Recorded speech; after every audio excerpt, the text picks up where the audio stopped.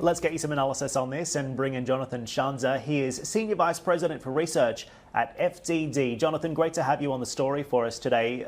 First of all, your reaction, because it does seem like Benjamin Netanyahu is claiming victory here despite falling short of that 61-seat majority that he needs in this 120-seat parliament.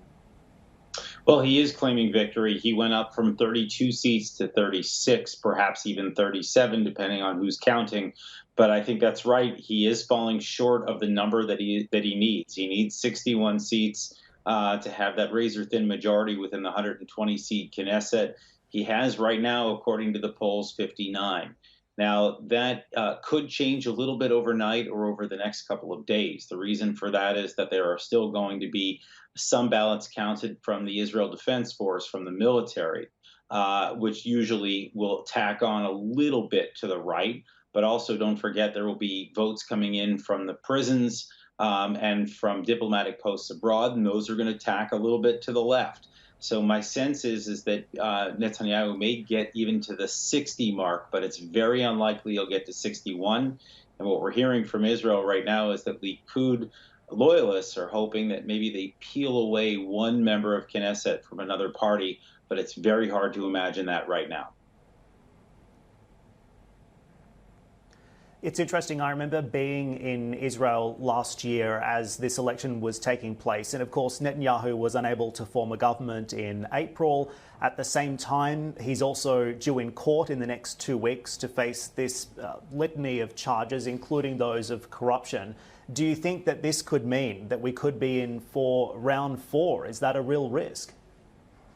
I think it's a very real possibility that we could see the Israelis going to round 4. And I think to a certain extent that may be what Avigdor Lieberman as well as Benny Gantz are hoping for. Benny Gantz, of course, the main challenger in this election, but there is one other party, and that is what they call Israel Beitenu, Israel Our Home. It's run by a Russian immigrant to Israel, Avigdor Lieberman, who would like nothing more than to see Netanyahu just simply fail. And that has been he has 7 seats. He could complete Netanyahu's majority. He could also, by the way, complete Blue and White's majority. But he has refused to do so on 3 different occasions. I don't expect him to do it now. And so it's very possible that we'll see election round number 4. And by then, Netanyahu will be standing trial, and that may change the equation entirely. That was going to bring me to my next question. Surely there's not a lot of will out there amongst the public, amongst the electorate, to go back to the polls for a 4th time. But is there any other way to effectively break the impasse that we're seeing? Well, there is. I mean, you could see members of other parties break ranks. You could see them defect and decide to join the coalition. I think that's not terribly likely.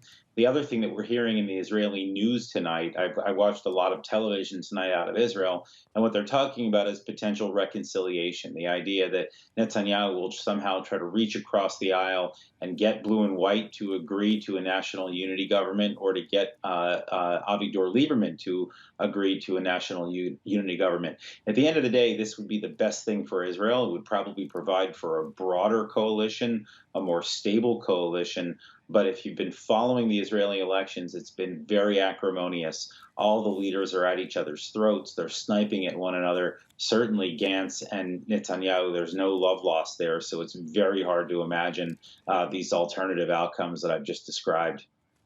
Yeah, I was going to follow up on that. Haven't they already tried to do this and failed time and time again? What, 2 times over the course of 2019?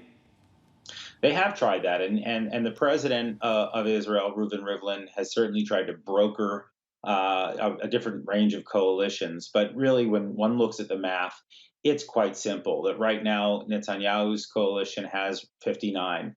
Blue and White, Benny Gantz's coalition has 54, and then Lieberman has 7. So really, those are the only, Lieberman can add to one or the other. Right now, he's holding out, and it seems very unlikely that Rivlin is going to be able to broker anything other than we've already seen.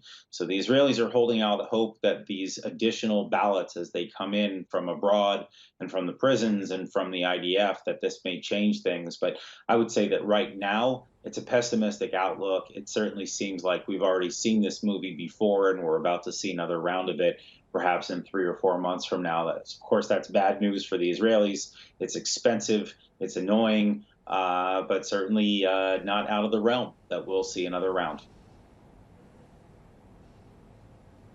Jonathan, ultimately, it's also bad news for the Palestinians as well. This comes just a few weeks after we saw Benjamin Netanyahu essentially doing a victory lap in the White House after he detailed this new Middle East peace plan with President Trump.